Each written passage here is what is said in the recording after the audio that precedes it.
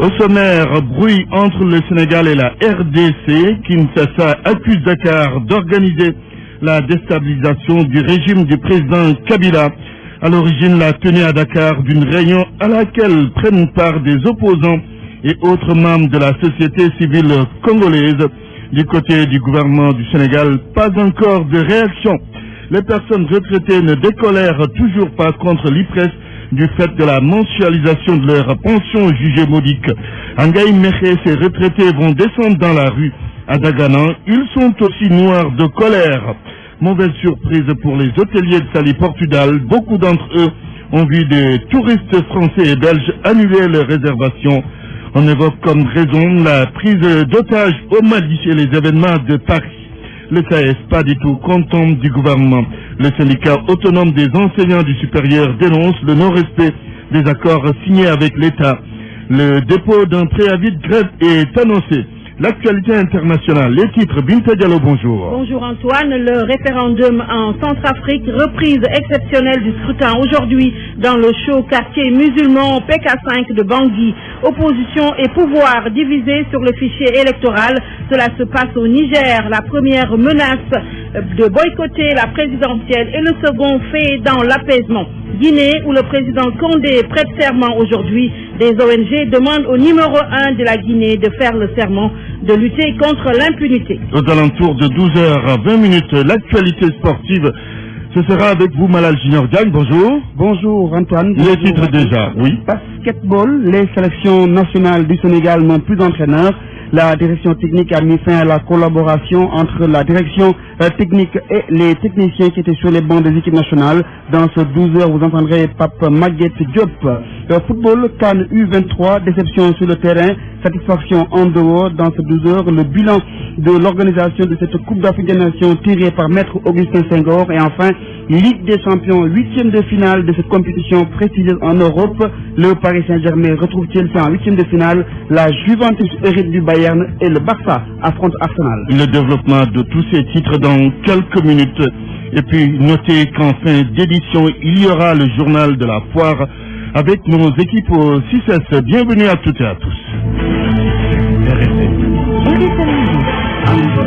Mesdames, Messieurs, bonjour. Une grisaille est en train de couvrir les relations diplomatiques entre le Sénégal et la République démocratique du Congo. C'est parce que Kinshasa en veut à Dakar, qui abrite un forum auquel participent des opposants et des membres de la société civile congolaise. Et pour cela, la RDC accuse le Sénégal de vouloir déstabiliser son régime. Babacar Fall. Il s'agit en fait d'un forum qui se tient en ce moment sur l'île de Gorée, organisé par la fondation allemande Konrad Adenauer et auquel participent des opposants congolais et des membres de la société civile de RDC. Il s'agit notamment de responsables des mouvements citoyens Filimbi et Lucha selon le gouvernement de Kinshasa. Alors pour les autorités congolaises, le Sénégal autorise ainsi la tenue sur son sol d'une réunion qui vise à déstabiliser la RDC. Le ministre de la Communication de la République démocratique du Congo, Lambert Mende. C'est une lettre noire contre la République démocratique du Congo. On se demande quelle est la rationalité d'une rencontre où on aurait comme thème l'évaluation de la démocratisation en Afrique subsaharienne. On aurait pu avoir des acteurs de différentes tendances congolaises. On aurait pu voir des acteurs qui sont favorables à la majorité, d'autres de l'opposition, et même certains qui de la société civile. Mais là, c'est quelque chose qui ne concerne que les groupes les plus extrémistes de l'opposition congolaise. Juste un forum et vous parlez de déstabilisation de votre pays. Nous n'entendons pas le Sénégal commencer à promouvoir la détérioration de la sécurité à la République démocratique du Congo. À Kinshasa, on ajoute même l'idée de rappeler l'ambassadeur de RDC à Dakar. Toutes nos tentatives de joindre les autorités gouvernementales sénégalaises sont restées jusque-là vaines. Il est 12h05. Vous suivez le grand journal. RFM, fréquence en modulation 94.0, la radio en puissance. Antoine Diouf. Le SAES déterre la hache de guerre. Le syndicat autonome des enseignants du supérieur va déposer un préavis de grève le 5 janvier prochain. D'autres actions sont également prévues. En fait, les enseignants du supérieur dénoncent le non-respect des accords signés avec le gouvernement. Le coordonnateur de la section SAES de Dakar, Yankoba Seydi, avec El Haj Ndiogoudjena. Le SAES, si vous l'appelez très bien, il y a de cela 9 mois, avait signé des accords avec le gouvernement du Sénégal. Après, c'est-à-dire du 16 mars 2015 à ce jour, le gouvernement n'a pas encore respecté un seul engagement en dehors du retrait de la loi cadre. Et d'ailleurs, même pour ce retrait de la loi cadre, il n'y a pas encore la résolution de l'article 3. Donc, pour toutes les questions contenues dans les accords que nous avons signés avec le gouvernement, sur l'ensemble des camps, il n'y a aucun point de respecté. Par conséquent, nous avons estimé que le gouvernement a pris trop son temps, alors que toutes les échéances sont derrière nous. Des échéances qui devaient être réglées il y a juste 15 jours après la signature, aucune n'a été respectée. Franchement, pour nous, notre patience a une limite et c'est pourquoi nous avons pensé qu'il faut prendre l'opinion à témoin. Que personne ne vienne nous dire que vous êtes des va-t-en-guerre. Encore que quand on signe ces accords-là, il y avait des garants, il y avait 6 députés qui représentaient l'Assemblée nationale. Donc nous pensons que ces gens-là seront tenus aussi responsables si jamais demain il y a des perturbations que nous ne souhaiterons pas au niveau de nos universités. Le budget qui ne tient même pas sur l'année, on ne paie même pas des salaires à temps. Jusqu'à présent, il y a des collègues qui, dans certains campus, n'ont pas leur salaire. Il y a du service a été fait, on devait être payé depuis de longs mois, jusqu'à présent rien n'est fait. Nous avions déposé un préavis au mois de janvier dernier qui est toujours en cours et le lundi 5 janvier, si rien n'est fait, nous allons déposer notre préavis et cette fois-ci, nous serons résolus dans nos décisions et dans nos actes. Le CES donc déterminé à mener la lutte pour le respect des accords signés avec le gouvernement. Les élèves du lycée technique Maurice Delafosse n'ont pas fait cours ce matin. Ils protestent contre l'emprisonnement d'un des leurs qui a eu un différend avec sa colocatrice. Ils avaient voulu marcher jusqu'au palais de justice pour assister au procès, mais ils ont été dispersés par la police. Mohamed Ali Mouba. Des élèves, sac au dos, longent la corniche ouest. Les préoccupés, ils pressent le pas. Apparemment, ils se rendent au palais de justice. Dans l'autre sens, la police suit la procession. On a un camarade de classe qui est en détention en ce moment. Et nous voulons qu'elle soit libérée. Elle avait un problème avec sa colocataire. Elle habite à Casamance. Et nous voulons qu'elle soit libérée. À hauteur de la maison de la presse, le véhicule de la police bifurque et prend les manifestants en étau, sans ne plus avancer. Dispersion, c'est l'ordre donné. Les récalcitrants ou ceux qui en donnent l'air en prennent pour leur grade. Un policier donne un soufflet à un élève, interpellation d'une fille aussi.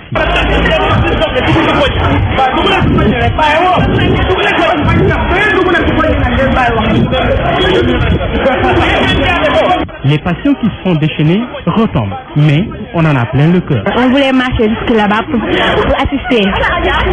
Peut-être qu'on va pouvoir assister, mais les policiers nous ont arrêtés. Les élèves ne pourront pas donc assister au procès qui oppose un des leurs à une colocataire dans un cadre strictement privé. Ils voulaient apporter leur solidarité à leurs camarades. RFM, la radio de toute l'actualité. Les retraités de Ngaï Mekhe sont très fâchés. Ils fustigent le fait que l'IPRES est payé qu'un seul mois de pension. Très en colère, ces retraités promettent de le manifester dans la rue. Correspondance à Thiès, Cheikh Anta Diop. Scandaleux, incompréhensible, tous ces qualificatifs sont utilisés pour exprimer leur colère. Les retraités de Ngaï Mekhe sont agacés par ce qu'ils appellent le dilatoire des autorités de l'IPRES. Ils croyaient percevoir ce mois-ci l'intégralité de leur pension de retraite, mais ironie du sort, arrivés au guichet, ils ont vu que du rouge. Cheikh Tidiane Fall, le président de l'amicale des personnes du troisième âge de Ngaï Mekhe. Ouais, c'est scandaleux, parce que dans la presse, qu'est-ce qu'on nous a dit dans la presse? Que chaque fin de mois, on va toucher notre salaire intégralement. Mais maintenant, on a vu qu'on l'a coupé en deux. Il nous a trahi vraiment. Ce qu'il a fait, c'est pas normal. C'est pour cela que nous avons beaucoup de difficultés, nous, les personnes âgées de Mekhe. Et c'est pourquoi les retraités de Mekhe ont décidé de durcir le ton. Ils comptent descendre sur le terrain pour se faire entendre. Et on va monter un autre camp parce qu'on ne va pas se laisser faire. Nous, ñëpp dañ wàcc dañ def marche ba ci kër maire. Un plan d'action est en vue. À Mekhe et partout est en vue. C'est inadmissible. Les retraités de Mekhe ont exprimé le ras-le-bol en marge des journées médicales gratuites organisées à l'intention des personnes du troisième âge. RFM Thiès, Cheikh Anta Diop. La mensualisation des pensions des retraités, ce n'est pas du goût des personnes retraitées d'Agana. Ils ont voulu, donc elles ont voulu, élever leur voix pour dire toute leur déception. Adama Watt parle au nom des retraités d'Agana. Nous l'écoutons au micro d'Alousseinou Diagne. Avec les 3 mois, on a ramené ça à 2 mois. Finalement, on n'a pas senti parce qu'il y avait le mesure d'accompagnement. Parce qu'ils nous ont augmenté à 75%. Donc on n'a pas senti. Mais actuellement, on sent parce que, je vous donne un cas. Quelqu'un qui quitte Niassanti, qui vient ici, qui touchait 20 000 francs pour les 2 mois. Et il vient, il touche 10 000 francs. Il paye le transport à 2 000 francs aller, 2 000 francs retour. Et 1 mois après encore, il vient, il paye 2 000 francs aller, 2 000 francs retour. Qu'est-ce qu'il lui reste? Il lui reste 6 000 francs. Donc ça, c'est pas bon. Et le président de la République a donné l'ordre pour qu'on soigne tout le monde gratuitement. Et nous, on recule. Les presses devaient nous prendre en charge. Les presses ne nous prennent pas en charge. L'État ne nous prend pas en charge. Nous, on est où? L'hôpital de Richard Toll, il doit lui payer 15 millions. Il est venu avec 5 millions. L'hôpital a arrêté. L'hôpital de Saint-Louis a arrêté. L'hôpital de Louga a arrêté. Donc on est en train de mourir. Ça fait plus de 2 mois. Il n'y a même pas de médicaments ici à Richard Toll. Richard Toll, on est en train de crever. On ne peut pas rentrer dans le sésame. C'est une maladie universelle. Et les presses ne nous prennent pas en charge. Donc nous, on demande au président de la République, M. Macky Sall, de nous aider. Et la martialisation, on est d'accord, mais avec une mesure d'accompagnement. À chaque mois, il faut nous augmenter au moins 25%. Donc, comme ça c'est mieux. Rencontre ce matin des directeurs des ressources humaines, prétexte pour parler du travail des DRH. Comment sont-ils appréciés par les employés?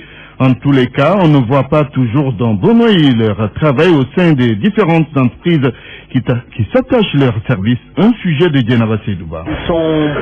Le rôle dans une entreprise, expliqué ici par un de nos interlocuteurs qui a préféré taire son nom et le nom de la société qu'il emploie. Il évolue dans le secteur du transport logistique. Le rôle d'un responsable de ressources humaines, c'est de défendre les intérêts du travailleur et en même temps, il doit être le lien entre l'administration et les employés et en même temps, il doit défendre aussi les intérêts du bailleur, c'est-à-dire de l'employeur de la société. C'est un couteau à double tranchant. Voilà, à double tranchant. Après avoir dit ce que doit être le travail d'un directeur des ressources humaines, ce monsieur n'est pas du tout satisfait. Il soutient que celui de son entreprise joue plus au cinéma quand il le faut. En fait, ça, tu sens qu'il essaye toujours de le faire. C'est juste peut-être pour essayer de masquer ce qui se passe en réalité. Tu sais, genre, une personne est là pour montrer qu'il est social, alors qu'au fond, il ne milite pas pour l'aspect social ou tout. Donc, c'est ce qu'il fait? Généralement, c'est comme ça que ça se passe. Badara Diop est dans le secteur du transit. Dans ton calme, ce jeune travailleur est parfois choqué de la manière dont son DRH gère le personnel de la société. Des fois, il y a des problèmes. Quel genre de problèmes généralement? Il y a des fois la discrimination, des fois les postes ne sont pas pris convenablement, parce que des fois il y a des liens de parenté, on prend des postes parce que c'est un parent, c'est un proche, or que c'est pas ça le travail. Dans une société, la direction des ressources humaines doit être en principe le tampon entre les employés et l'employeur. Mais selon ces personnes interrogées, certains responsables de ressources humaines dérogent à la règle. Autre chose, c'est la grosse déception pour les hôteliers de Saly-Portudal. Beaucoup de touristes français et belges ont annulé leurs réservations à cause des événements de Paris et la prise d'otage de Bamako. C'est la désolation totale pour ces professionnels du tourisme déjà en difficulté. Mbour Abdou Junior. Ils ont tout simplement brisé les ailes des tours opérateurs. Les touristes français et belges avaient déjà fait plusieurs réservations. Ils ont annulé pour la plupart, clouant au sol ces voyagistes. Amadou Sarr. Des réservations, on en avait eu pas mal. Franchement, au mois de novembre, on commençait à se frotter les dents jusqu'à l'événement au Mali, ce qui a un peu sapé le moral de certaines personnes. Ça a mis une petite confusion dans la tête des touristes. Les attaques de Paris et la prise d'otage de Bamako auraient découragé ces touristes. Pourtant, ils n'ont aucune raison de s'inquiéter. On garde toujours espoir. On espère que les gens vont comprendre que le Mali, même si c'est un pays voisin, c'est pas la porte à côté, et que le Sénégal est un pays calme, de paix, un pays d'hospitalité où il y a la sécurité. Oui, il y a des arguments parce que justement le Sénégal est un pays stable et calme, donc il n'y a pas de problème sécuritaire, donc le soleil à 5 heures, le franco-français, ok. Les arguments traditionnels du Sénégal, donc on n'a jamais su mettre en valeur. Eric est un Français qui tient une boutique de prêt-à-porter à Saly. Il vient de recevoir quelques clientes gauloises. Attention, la morphologie africaine, la morphologie européenne, c'est pas la même, hein. Au mari, on n'est pas bien fait. La morphologie africaine est adaptée à la morphologie africaine. Il croit savoir les raisons de cette volte-face, même si l'espoir est encore permis. Le contingent de touristes franco-belges ont des difficultés au pays. En période de crise, les gens se replient sur eux-mêmes, vont pas les dépenser à l'étranger alors que c'est compliqué chez eux. En attendant, les clignotants sont au rouge pour les restaurateurs, même si cette serveuse est avare en parole, son silence est trop bruyant. Est-ce que les touristes viennent? Non, pas tellement. La saison touristique a démarré certes, mais un départ bourré d'incertitudes. Abdou Diouf Junior Mbour, Radio Futur Média. L'actualité internationale. Bienvenue Binta Diallo. Merci Antoine. Le président guinéen Alpha Condé investit officiellement aujourd'hui. En présence de plusieurs chefs d'État africains, dont le président sénégalais Macky Sall, Alpha Condé, le numéro 1 de la Guinée, va être officiellement investi aujourd'hui. 5 ONG de défense des droits de l'homme ont saisi l'occasion pour adresser une lettre ouverte à Condé. Dans la missive, elles appellent le président guinéen à faire le serment de lutter contre l'impunité. Mélodie Lolo-Petit. 5 ONG internationales et locales affiliées à Amnesty International ont rappelé par une lettre ouverte au président guinéen Alpha Condé sa promesse de lutter en faveur de la défense des droits de l'homme. Dans l'ambiance festive de l'événement, elles ont rappelé qu'au cours des 10 dernières années, au moins 360 personnes sont mortes lors de manifestations dans le pays, dont 20 en 2015, et plus de 1800 ont été blessés. La plupart des victimes étaient des manifestants ou de simples passants qui ont été tués par balles ou matraqués à mort par les forces de sécurité. Les ONG pointent du doigt l'usage excessif de la force qui est monnaie courante en Guinée et l'impunité qui est devenue la norme. La partialité du système judiciaire est également mise en cause. Alors que les procès des manifestants interpellés sont effectués dans la précipitation, les dossiers des victimes de violences restent sans suite. Les ONG demandent à ce que les projets de révision du code pénal et du code de procédure pénale en cours soient rapidement adoptés afin de renforcer les libertés de réunion et d'expression, de lutter contre la torture et de prévenir d'éventuelles violences aux prochaines élections locales prévues l'année prochaine. Fermement attendu sur cette question, Alpha Condé doit à présent tenir sa promesse électorale d'apaiser les rapports entre les forces de l'ordre et la population. Au Burkina Faso, les résultats définitifs de l'élection présidentielle seront proclamés demain. Et c'est le Conseil constitutionnel qui va annoncer les résultats définitifs de la présidentielle du 29 novembre dernier au Burkina Faso. Sauf surprise de dernière minute, la juridiction devrait valider l'élection de Roch-Marc Kaboré, ancien baron du régime Blaise Compaoré. Roch-Marc Kaboré passait à l'opposition un an avant la chute de Compaoré lors de la présidentielle. Il a obtenu 53,49% des voix.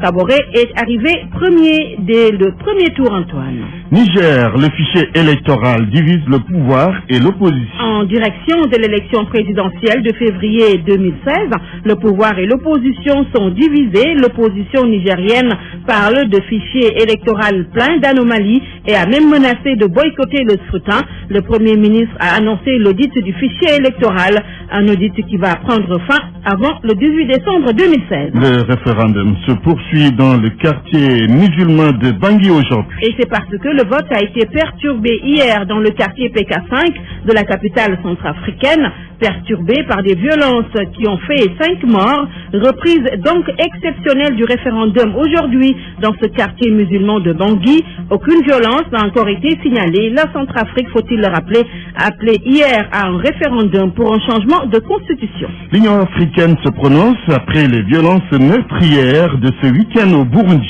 L'UA appelle à un dialogue inclusif au Burundi, seule solution pour résoudre la crise actuelle. L'Union africaine affiche son inquiétude face à la volonté ou à la montée de la violence à Bujumbura.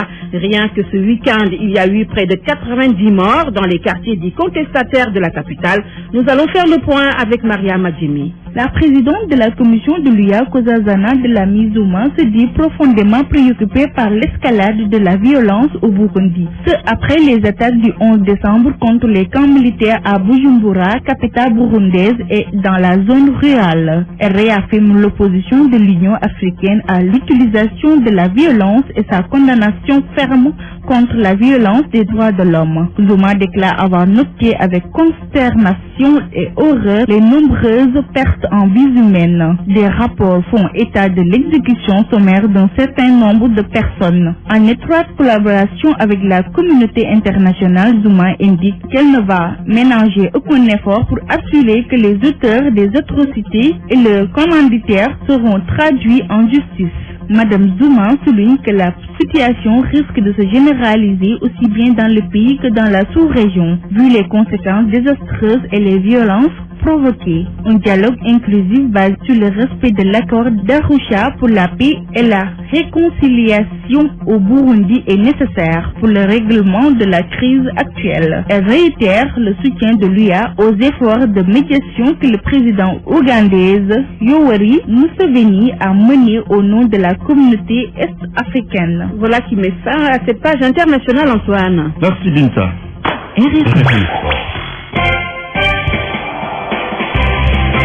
Bonjour Malal Junior Diagne.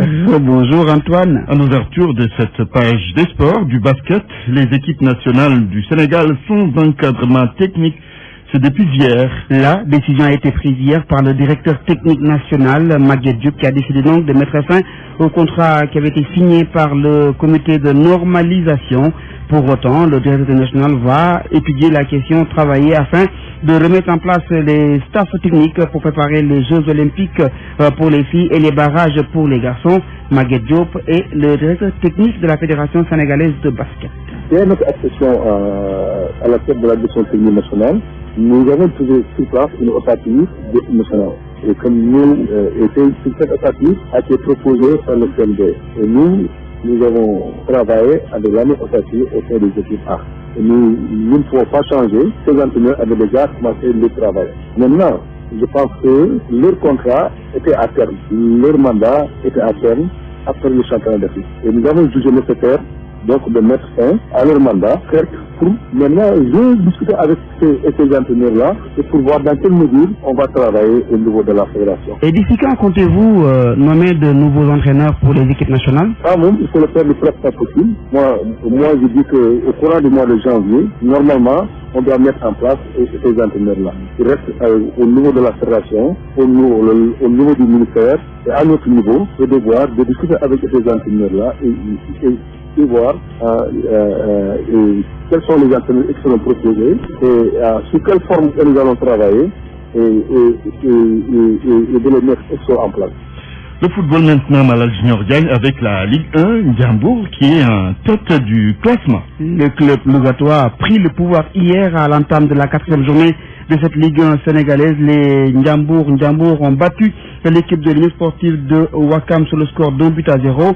Retour sur l'entame de cette 4e journée, mais également sur les enjeux de cette journée pour les équipes en bas de classement avec Sodekam. La Ligue 1 sénégalaise de football a repris hier après quelques jours de trêve. Une reprise qui s'est soldée avec une seule victoire sur 5 rencontres déjà jouées. Cette seule victoire, pour le moment, a changé le classement au profit de Ndiambour. Les Lougatois profitent de leur succès sur l'US Ouakam 1-0 pour se hisser à la tête du classement et font reculer d'une place l'US Gorée et la Lingard de Saint-Louis, respectivement première et deuxième avant la reprise. Ces deux clubs se sont neutralisés hier 2 buts partout. Idem pour Casasport et Niar Italie qui ont marqué chacun 1 but. Stade de Mbour et Guédiawaye ont aussi fait match nul vierge, de même que Sinewar et Mbour Petite Côte. La Sinewar reste toujours au bas du tableau, accompagné par le Giraffe de Dakar. Mais le club de la Médina a la chance de quitter la ligne rouge s'il obtient une victoire face à Djambar cet après-midi. L'AS Douane a aussi la chance de se hisser sur le podium en cas de victoire face à l'Olympique d'Angor. 2 matchs cet après-midi pour clore cette 4e journée. Mais des rencontres dont l'issue ne peut nullement inquiéter les Lougatois du Ndiambour qui occupent la première place avec 9 points plus 2. Nous parlons de la CAN, Antoine, après donc les compétitions et la déception Sur le plan sportif, place à la satisfaction sur le plan de l'organisation. Maître Augustin Senghor, président du comité local d'organisation, a fait le bilan de la compétition. Il est au micro de Soleil Cham. Le pari de l'organisation a été tenu par le comité local, mais aussi par les autorités nationales qui ont mis en place ce comité local. Et donc on peut aujourd'hui dire que, aussi bien à Dakar qu'à Hambourg, la compétition s'est déroulée normalement. Ce n'était pas gagné d'avance parce qu'on savait que organiser une CAN c'était un peu au-dessus du CHAN U20. Donc, mais je pense que l'équipe que j'ai eu l'honneur de diriger et à qui l'État a fait confiance a pu se démener malgré les impairs de début pour arriver à avoir une belle CAN U23. Et c'est, je pense, tout à l'honneur de notre pays qui a pu organiser en l'espace d'une année 2 grandes compétitions continentales de football dans une ambiance de fête, mais avec une organisation qui montre qu'il y a le potentiel de dirigeants et de Sénégalais qui peuvent faire ce qui peut se faire de mieux en Afrique en matière d'organisation de grandes compétitions sportives. Donc sur ce plan-là, on peut considérer qu'il y a une grande satisfaction. Malal, on termine avec le football à l'étranger. La Ligue des champions en Europe, le Paris Saint-Germain qui retrouve Chelsea.